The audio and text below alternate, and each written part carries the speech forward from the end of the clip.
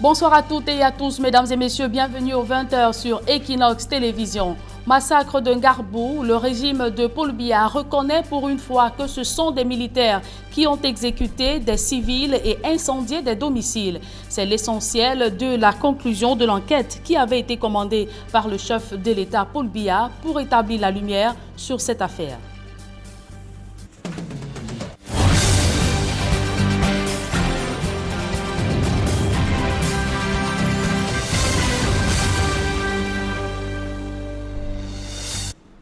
Une fois de plus, bonsoir à toutes et à tous, mesdames et messieurs, et bienvenue aux 20h sur Equinox Télévision. À la suite des événements tragiques survenus dans la nuit du 13 au 14 février dernier dans la localité de Ngarbou, dans le Donga-Mantung, région du nord-ouest Cameroun, et en exécution des très hautes instructions du président de la République, le ministre délégué à la présidence de la République chargé de la Défense a mis sur pied en date du 17 février dernier une commission d'enquête mixte avec pour mission de faire la lumière sur les circonstances de la survenue des 10 événements et d'établir les responsabilités des différents acteurs. Après investigation et ayant pris connaissance du rapport de la commission d'enquête, le chef de l'État, Paul Biya, a prescrit ce jour des mesures disciplinaires à l'endroit des auteurs. On fait le point dans ce reportage de Gizogo.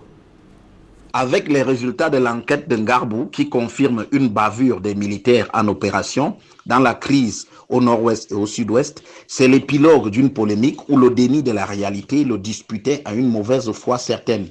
Encore une fois, Equinox Télévision, le seul média à avoir enquêté sur cette affaire et qui soutenait qu'il s'agissait bien d'une bavure, avait subi nombre de foudres de certains inconditionnels du régime prompts à aller contre toutes les évidences. Cette issue consacre surtout encore une déconvenue de l'armée qui ne saurait être réduite à ce type de bavure. Le point positif dans cette affaire est certainement la transparence qui aura prévalu, certes suite à la pression de la presse et des organisations de la société civile, dont Human Rights Watch. Ce mérite de la transparence, à l'évidence, permet aujourd'hui de traduire en justice des personnes qui ont un mépris souverain de la condition humaine. Toujours un bon point à prendre pour sauver l'homme de toutes sortes de monstres. 14 février 2020, une date noire dans l'histoire du village Ngarbou qui vivait un massacre de ses populations avec une vingtaine de personnes tuées et des maisons incendiées. Retour sur les faits du 14 février avec Jean-Paul Chouniat. Une semaine après les attaques meurtrières de Ngarbou, le préfet du Donga-Mantung est enfin sur les lieux pour réconforter les populations encore sous le choc du drame du 14 février dernier. Nous sommes venus les encourager et les dire de nous informer de tout suspect dans la zone pour qu'on puisse prendre les mesures rapidement, aller donner la sécurité totale. Au cours des échanges avec l'autorité administrative, des témoignages divergents sont entendus çà et là sur les présumés auteurs de ces attaques. Tenez par exemple la version du chef de quartier Ngarbou qui cite l'armée et les civils en coalition dans une opération qui aurait mal tourné. En mission en Ngarbou, certaines personnes ont rejoint les militaires. Chacun avançait de son côté et quand les militaires étaient un peu plus loin, les autres sont revenus incendier des maisons et les militaires leur ont dit que là n'était pas leur mission et ils ont arrêté. Pour cet homme qui a échappé de justesse à la mort, ce sont les Amba Boys qui ont causé le carnage. Près de 20 Amba Boys sont arrivés. Cherchant en vain mon frère et moi, ils sont entrés chez moi, ils ont tout pris et de ma cachette, je les voyais. Sous anonymat, d'autres personnes accusent formellement les forces de défense et de sécurité. Autant de déclarations dissonantes faites en présence de l'autorité administrative et qui contribuent à entretenir le flou sur les circonstances réelles de ce malheureux événement. Voici la population du milieu qui témoigne ce qui se passait. Donc, nous pensons que les journalistes devraient prendre le temps de descendre sur le terrain, accueillir les informations sûres avant de publier. Au final, qui des forces de défense ou les séparatistes ont arraché à la vie des habitants de Ngarbou, dont le bilan des victimes fait polémique. Officiellement 5 morts pour le gouvernement d'une part, et d'autre part, plus d'une vingtaine de morts, soutiennent Mordicus, l'évêque de Kumbo, la société civile et le Haut Commissariat de l'ONU aux droits de l'homme. Seule donc l'enquête annoncée par le gouvernement permettra enfin de déterminer le nombre exact de morts, relater les circonstances réelles de ces attaques, ainsi qu'établir les responsabilités dans cette affaire qui fait désormais grand bruit. Et vous vous souvenez que cette tuerie avait fait polémique entre des ONG, l'Église catholique et le gouvernement. L'évêque de Kumbo réitérait qu'une vingtaine de personnes avaient perdu la vie et non 5 personnes, comme l'avait annoncé le gouvernement. On fait le point une fois de plus avec Jean Pochouniat. Recevant les envoyés spéciaux d'Equinox Télévision dans la région en crise du Nord-Ouest, l'évêque de Kumbo réitère que les attaques du 14 février dernier ont fait 22 morts en Ngarbou. Des chiffres bien loin du bilan officiel de 5 morts annoncés par les autorités camerounaises. J'ai une liste de 22 tués, parmi lesquels 7 enfants et 2 femmes enceintes. Ce sont des faits indéniables. J'ai commis des gens sur le terrain. J'ai les noms et les âges des victimes. Je peux les publier à tout moment. Sur les présumés auteurs de ces attaques, l'homme de Dieu doute de la participation des séparatistes Amba Boys aux tueries de Ngarbou. Des témoins nous ont rapporté que ce 14 février à 4h30 du matin, certaines cases ont été défoncées. Les militaires recherchaient des séparatistes. Ils demandaient où étaient passés les garçons. Ces faits nous ont été rapportés par des témoins de la scène. Comment le dire autrement? Ce sont des faits. Aussi affirme-t-il que sur la base des témoignages des survivants, des centaines d'habitants ont déserté le quartier Ngarbou à la suite des exactions de la Saint-Valentin. Dans ce regard du clergé catholique sur la crise qui sévit depuis 3 ans au Cameroun anglophone, nous rencontrons l'archevêque émérite de Bamenda. Les 3 années écoulées ont été très difficiles. Les paroisses sont paralysées, les routes barrées, les villages rasés, les écoles fermées. Les élèves sont inscrits hors de Bamenda. Que d'exodes massifs. Pour lui, le crépitement des armes à feu entre l'armée et les séparatistes a plongé les régions du Nord-Ouest et du Sud-Ouest dans un climat de terreur et de désolation. On a des villes mortes, des confrontations quotidiennes entre l'armée et les séparatistes. J'en ai fait face. Des militaires patrouillent partout. Depuis l'éclatement de ce conflit armé, 600 000 personnes ont fui leur village, 50 000 réfugiés vers le Nigeria, plus de 2 000 morts, un bilan humanitaire décrié par les ONG locales, l'ONU et l'Église catholique. Et à la suite de ce massacre, Human Rights Watch avait élaboré un rapport qui incriminait l'armée camerounaise, des allégations rejetées en bloc par le gouvernement. Reportage. Presque une dizaine de jours après les attaques de Ngarbou dans la région du Nord-Ouest Cameroun, l'ONG Human Rights Watch sort son bilan. Il fait état d'au moins 21 civils tués, parmi lesquels 13 enfants et une femme enceinte.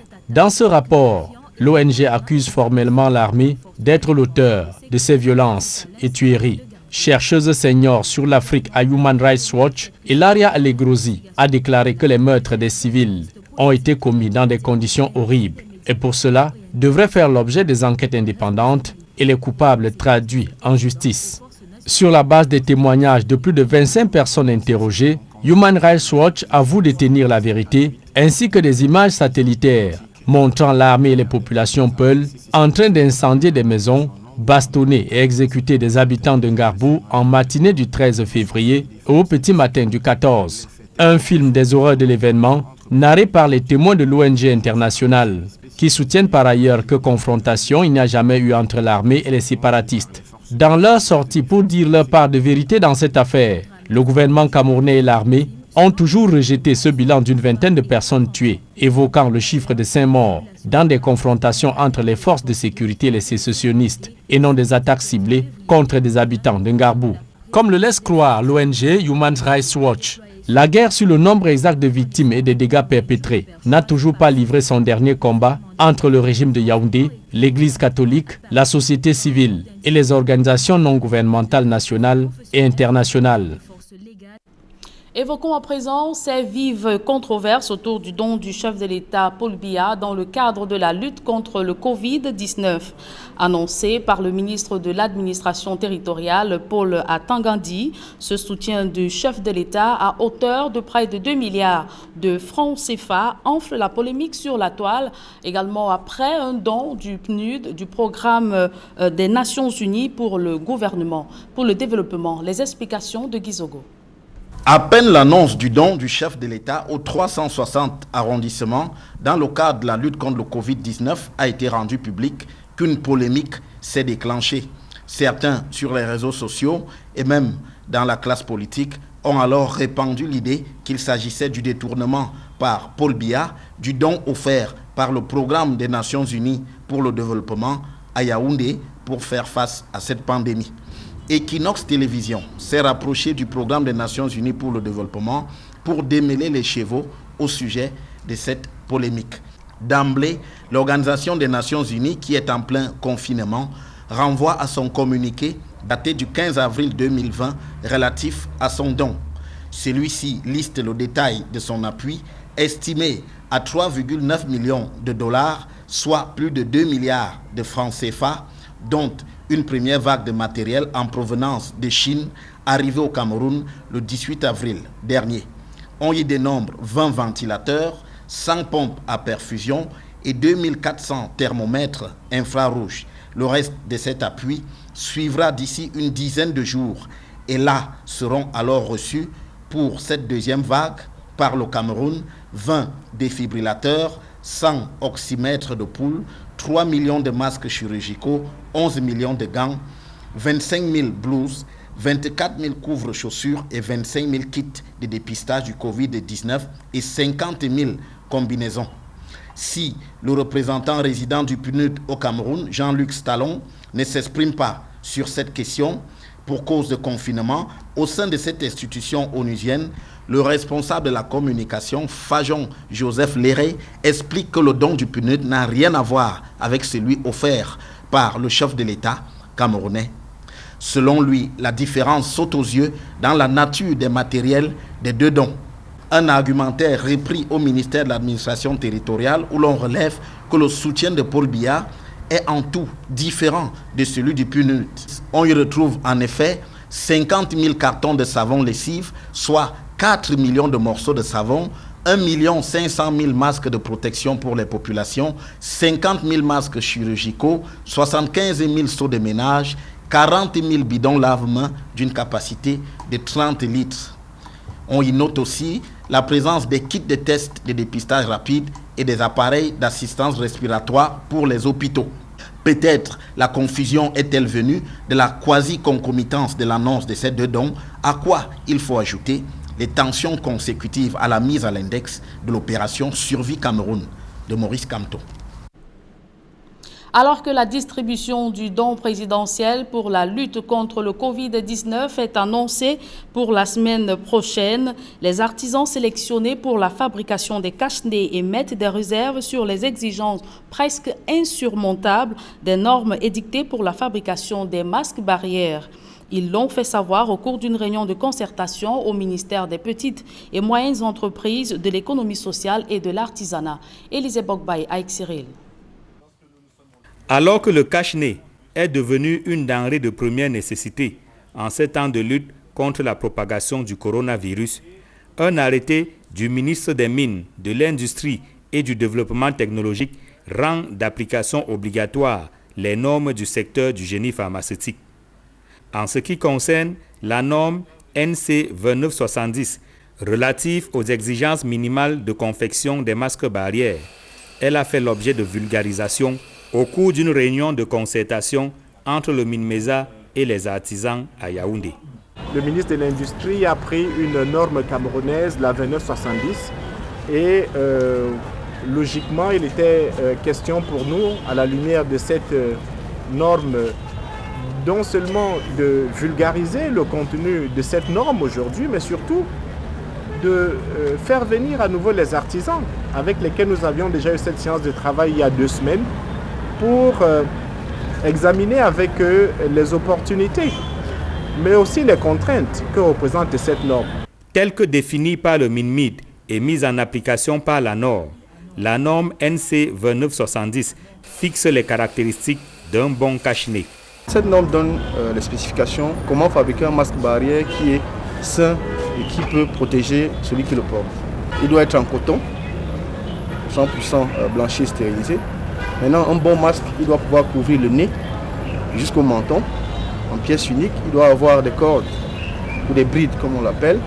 Il faut analyser la perméabilité, il faut analyser la qualité du tissu. Donc, la norme, en fait, elle est assez complète. Toujours selon la norme NC 2970, le matériau utilisé pour la fabrication du masque barrière doit pouvoir résister à 5 cycles de lavage de 30 minutes chacun sur une température de 90 degrés. Des exigences presque insurmontables pour les artisans qui émettent des réserves. Comment est-ce qu'on va pouvoir nettoyer le masque pendant 90 minutes, pendant 30 minutes à 90 degrés? Voilà ce genre de petits problèmes concrets. Est-ce qu'on va avoir accès à de la matière première facilement? Et est-ce qu'on va devoir utiliser cette matière seulement? Est-ce que les masques dits festifs en pagne ou autres vont être bannis ou pas?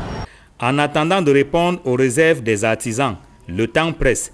Dès la semaine prochaine, des équipes du MINAD devront être sur le terrain aux fins de distribuer le don de Paul Biya pour la lutte contre le Covid-19. La concertation avec le MINMESA a permis de sélectionner les artisans pour la fabrication des cache-nez. Nous avons recensé ici les artisans qui vont rencontrer le ministre de l'administration territoriale afin de finaliser le projet, parce qu'à partir de la semaine prochaine, les équipes de la protection civile doivent être sur le terrain, sur l'ensemble du territoire national, les 10 régions, les 54 départements, afin de procéder à la distribution de tout ce matériel. Un matériel composé de masques barrières, de seaux de toilette, de gel, d'appareils et bien d'autres, dont la fabrication devra respecter la norme en la matière, notamment la NC 2970. Frappés de plein fouet par les exactions des groupes armés séparatistes, les populations de la localité de Aloy, dans le département du Lébialem, au sud-ouest Cameroun, font désormais face aux foudres de la pandémie à coronavirus. Alors que la région est en état d'alerte suite à la découverte de plusieurs cas positifs déclarés, les populations ne savent plus à quel saint se vouer. Leclerc Taken. Alors, cette commune du département de Lébialem n'a de cesse arrêté de subir de multiples coups depuis la survenue de la crise anglophone. Des incidents d'hier qui impactent fortement le quotidien de ces populations qui retournent progressivement sur leur terre. Il y a les gens qui rentrent au village petit à petit, mais maintenant qu'il n'y a pas la lumière, les gens ne sont pas trop heureux sans lumière ici au village. Parce que sans lumière, on ne peut rien faire ici au village. Et quand il y a la lumière maintenant, tu peux au moins écouter la radio qui peut te dire les messages, les informations. On paye 1 litre du pétrole maintenant qu'à 1000 francs. On n'est pas trop fiers quand on paye ça comme ça. Et il faut que le gouvernement nous aide. Parce que s'il ne nous aide pas, on ne peut pas vivre. À cette situation est désormais venue se greffer la menace de la pandémie à coronavirus. Il nous faut le cache-nez. On prie que le gouvernement nous aide avec le cache-nez et les trucs, le savon qu'on peut laver nos mains avec pour protéger le coronavirus. Le danger qui s'étend progressivement sur l'ensemble du territoire national. Le dimanche 19 avril 2020, nous nous retrouvons dans l'une des rares églises qui a gardé ses portes ouvertes malgré la crise. Les populations dont le quotidien n'est pas un long fleuve tranquille s'en remettent au Tout-Puissant. Même si l'on s'efforce à respecter les mesures de distanciation telles que prescrites par les pouvoirs publics, N'empêche que ce genre de regroupement est aujourd'hui dénoncé par les autorités. Sur place, l'autorité préfectorale des Sian et son équipe sensibilisent les habitants au sujet de la pandémie. Pressant par le bon exemple, ils ont à cette occasion distribué des masques de protection à une bonne frange de la population et des forces de défense. Nous sommes en Douarnenez. Ce que le gouvernement a prescrit concernant le Covid-19. Nous sommes venus partager certains seaux, l'eau et le savon avec les planquettes pour aider la population pour combattre la Covid-19 dans notre arrondissement. Avec la recrudescence du nombre de personnes infectées au Cameroun, la région du Sud-Ouest n'est pas exempte des cas du Covid-19. Il y a d'ailleurs quelques jours qu'il était annoncé les premiers cas positifs. Il n'est donc pas question de laisser les choses s'aggraver dans un contexte socio-économique et sanitaire déjà déplorable, caractérisé par une misère ambiante au sein des populations. Crise sanitaire du Covid-19 en Afrique, la pandémie pourrait détruire le tissu socio-économique du continent si rien n'est fait. Cette baisse des taux de croissance est une projection de la Banque mondiale qui vient de publier son premier rapport sur les conséquences du Covid-19 et l'état de pauvreté sur le continent africain. Jean Pouchouniat.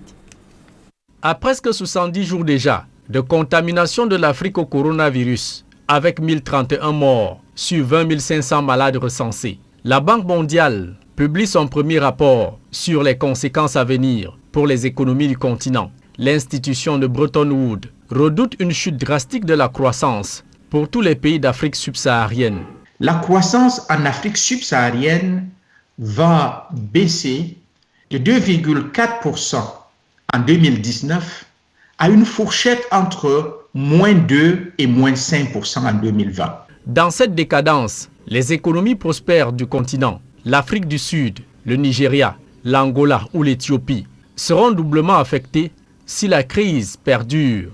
La croissance dans ces trois pays risque d'être négative et probablement être autour de moins 7 à moins 8% dans ces trois pays.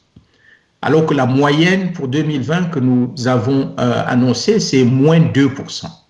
Cette récession économique due au Covid-19 aura un effet immédiat sur la qualité de la vie des populations africaines, qui seront désormais privées de flux financiers, des investisseurs, des transferts d'argent des proches, frappés de chômage à l'étranger. Le bien-être des individus en Afrique subsaharienne pourra baisser de 7%. Et quand nous parlons de bien-être, il s'agit des baisses de consommation et des baisses de revenus que les individus comme vous en Afrique en ce moment confinés et qui ne sortaient pas allaient subir. En plus de l'option d'un moratoire de paiement de la dette des pays d'Afrique, évalué à 22 000 milliards de francs CFA en étude à la Banque mondiale au Fonds monétaire international, l'économiste formule plusieurs recommandations aux dirigeants du continent, notamment l'intensification des échanges intra-africains et des politiques publiques pour une soutenabilité de leurs économies durant la crise sanitaire. Deux choses en parallèle. La première, c'est de sauver les vies en mettant l'emphase sur les programmes qui vont bloquer la pandémie et essayer de la contenir. Et sur le plan médical, protéger aussi le train de vie des individus et des ménages et des entreprises aussi, en s'assurant qu'on puisse éviter un arrêt brutal de l'activité, éviter un chômage massif, éviter que les économies s'effondrent. Et si rien n'est fait pour stopper la pandémie, selon la Banque mondiale, cette crise sanitaire enfantera un marasme économique qui, à son tour, engendrera une crise alimentaire. Du coup, souligne Albert Zefak, les effets néfastes du Covid-19 vont dérégler toutes les économies comme la planète n'en avait plus connu depuis la Deuxième Guerre mondiale. Et où en est la CEMAC avec la négociation de la suppression de sa dette? C'était l'une des résolutions de la réunion des ministres des Finances en fin de mars dernier. Ces allègements souhaités doivent permettre à la sous-région de faire face au choc économique qui s'impose dans le cadre de la lutte contre le coronavirus. À ce jour, plus de 271 milliards de francs CFA sont débloqués. Donald Briskanga. Le secrétaire permanent du programme de réforme économique et financière de la CEMAC se veut optimiste. Des correspondances sont adressées aux institutions financières internationales et aux États occidentaux afin d'obtenir les allègements et suppressions de la dette des pays de la CEMAC, tels que recommandés en fin mars dernier par les ministres de l'économie et des finances à Brazzaville au Congo. Des correspondances officielles ont été envoyées aux chefs d'État des principales puissances, à savoir la France, le Royaume-Uni, les États-Unis d'Amérique, la Chine, la Russie, l'Inde, le Japon. Ces correspondances avaient pour but de solliciter la suspension dans les meilleurs délais possibles des demandes de remboursement de crédit, y compris des intérêts. Au niveau multilatéral, le FMI a déjà débloqué pour le compte de 4 pays de la CEMAC la somme de 271 milliards de francs CFA. En prêt non concessionnel, 110 milliards pour le Cameroun, 88 pour le Gabon, 55 pour le Tchad et 18 pour la RCA. La Guinée équatoriale et le Congo poursuivent les négociations. Les fonds obtenus par les États devraient permettre de financer les besoins urgents de la balance de paiement et faire face aux chocs sur les thèmes d'échange. La crise du coronavirus bouleverse les prévisions des États de la CEMAC, dont la plupart sont dépendants par ailleurs du pétrole, à moins de $30 le baril à ce jour. Dès lors que nous sommes au cours de 30%, il s'ensuit dans la nécessité de loi de finances rectificative. Mais qui dit loi de finances rectificative dit qu'il y a eu réduction des recettes. Et réduction des recettes, d'où la nécessité d'adapter le nouveau budget aux recettes réalistes, aux prévisions réalistes des recettes. Donc, ce manque à gagner là, il faut bien le trouver. Des sources évaluent les pertes pétrolières dues à la baisse du prix du baril à 2700 milliards de francs CFA en zone CEMAC. Les négociations sur les allègements et suppressions de la dette dans la zone devraient se poursuivre aussi de façon bilatérale afin de soutenir la lutte contre le coronavirus. Bamenda 2e, l'exécutif municipal sans mairie. Élu le 9 février dernier, le maire et ses adjoints n'ont pu intégrer les locaux de la commune qui ont été scellés par des séparatistes. Depuis lors, l'exécutif municipal où le maire et ses adjoints sont en location. Stellambourg et Isabelle Carole Zoupet. Depuis la prestation de serment du nouvel exécutif municipal de la commune de Bamenda 2, le maire, ses adjoints et le personnel n'ont jamais eu accès à la mairie. Les locaux ayant été scellés par les séparatistes. Nous supplions les chefs traditionnels car nous ne voulons pas utiliser la force. Qu'ils aillent voir leurs frères et sœurs qui continuent de s'aimer le trouble à retrouver la raison. Nous sommes là pour vous aider, pour développer Bamenda. Vivement, sortez de la brousse et venez sur la table du dialogue. Vos doléances seront prises en considération et seront réglées le plus tôt possible.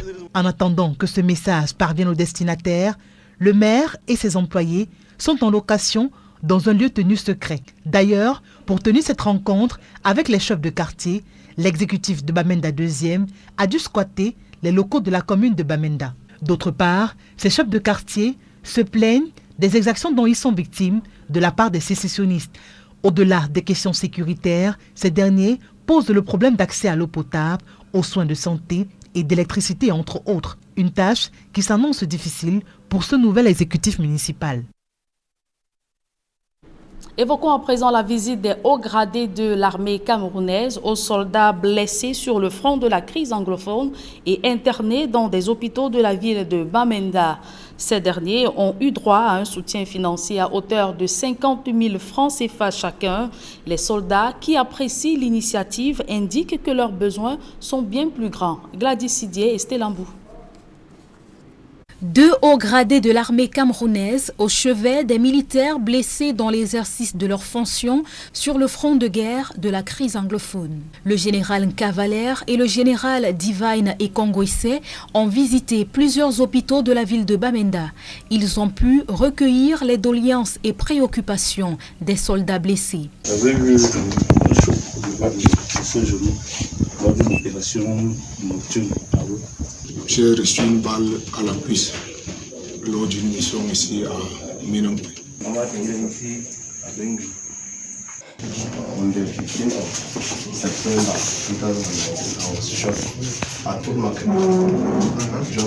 Le 15 septembre 2019, on m'a tiré dessus, c'était au niveau de Food Market à Bamenda.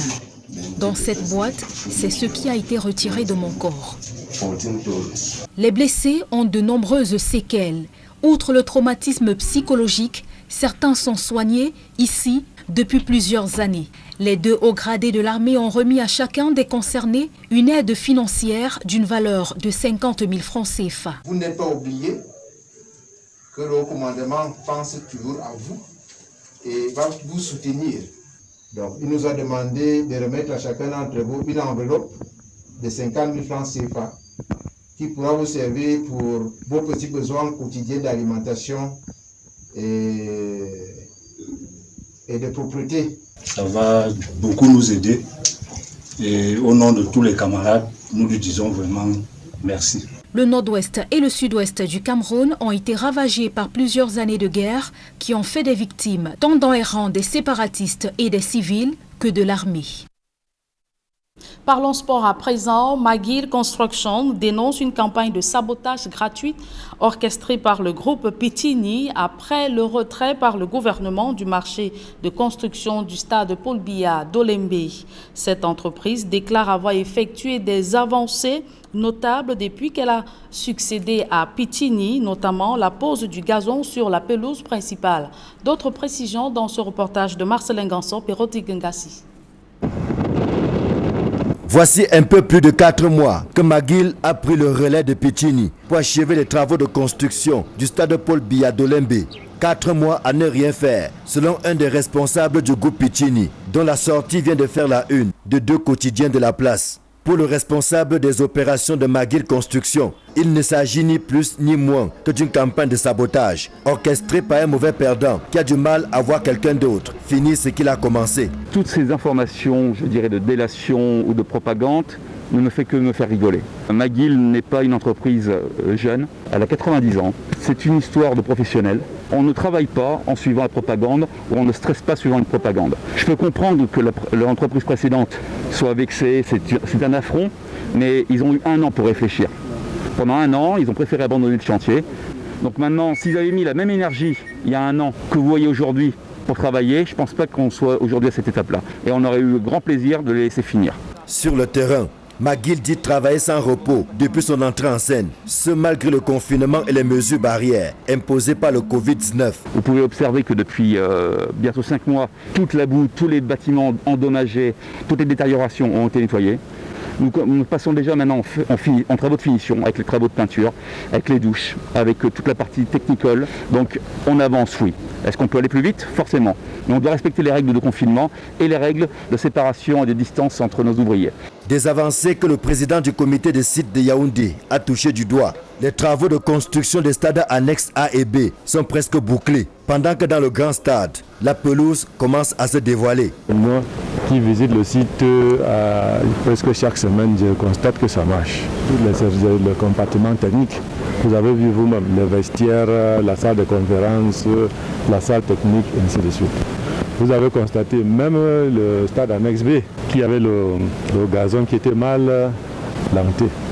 Ils ont pris le temps pour récupérer ça et ça donne déjà bien. La semaine dernière, on était avec le ministre des Sports, qui a donc, qu'on a constaté, il venait d'assemencer le gazon.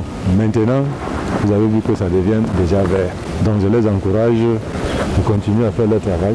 McGill promet d'aller encore plus vite dès que les dernières contraintes seront levées. Elles ont trait à la livraison de certains matériels. Nous avons des enjeux qui sont strictement sur les approvisionnements, parce que bien qu'on ait pu nous dire que tout le matériel était arrivé, c'est faux.